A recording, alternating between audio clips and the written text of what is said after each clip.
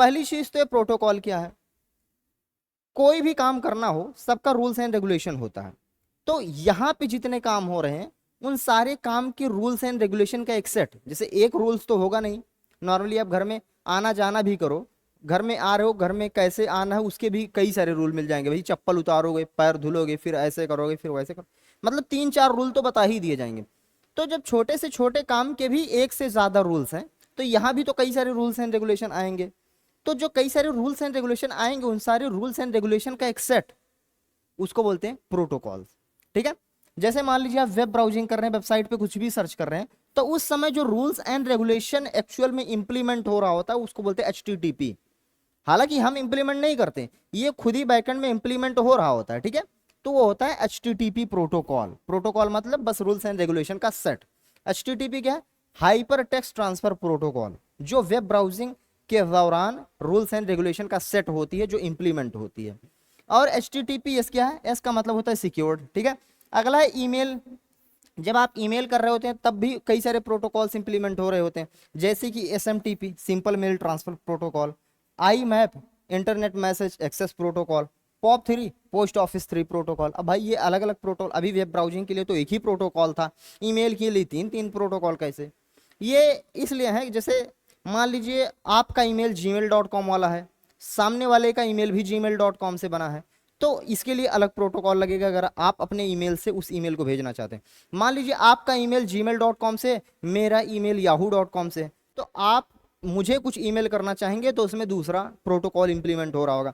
मान लीजिए आपका कोई प्रोफेशनल ईमेल है, जैसे हमारी कंपनी का है v2eduvers.com से ईमेल है। ठीक है, अब इस ईमेल से अगर कुछ सेंड किया जाएगा और आपका gmail.com से ईमेल, तो यहाँ पे अलग प्रोटोकॉल इंप्लीमेंट होगा। तो ईमेल के केस में ये 3 अलग अलग प्रोटोकॉल इसलिए दिए हैं क्योंकि 3 अलग अलग केसेस आते हैं, तो यहाँ पे अलग अलग रूल्स एंड रेगुलेशन का सेट है।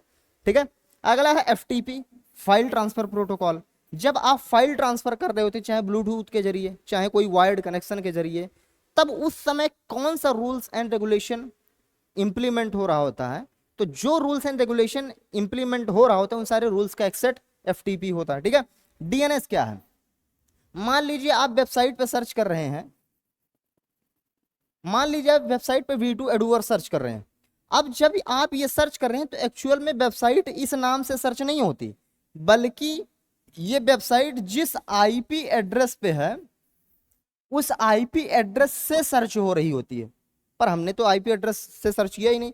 एक्चुअल में ये जो डोमेन नेम है, ये जो नेम है, ये ट्रांसलेट हो रहा होता है, ये कन्वर्ट हो रहा होता है IP एड्रेस में। असल में इस IP एड्रेस का नाम ही v2eduvers है। इसको आप ऐसे मान लीजिए जैसे आपकी क्लास में बहुत सारे स्टूडेंट्स हैं। ठीक है, अब सबके नाम याद रखना बड़ा मुश्किल है, बार बार नाम के साथ सारे ऑपरेशन परफॉर्म करवाना बड़ा दिक्कत है, तो हम रोल नंबर वाला कॉन्सेप्ट ले आते हैं ताकि आसान हो जाए, हमको ज्यादा याद ना करना पड़े। वैसे यहाँ पे जो IP एड्रेस होता है, IP एड्रेस का फॉर्मेट बड़ा ही कॉम्प्लिकेटेड होता है, 123.369 डॉट फिर 123 डॉट, ऐसे 12 मतलब कई सारे डिजिट का IP एड्रेस होता है।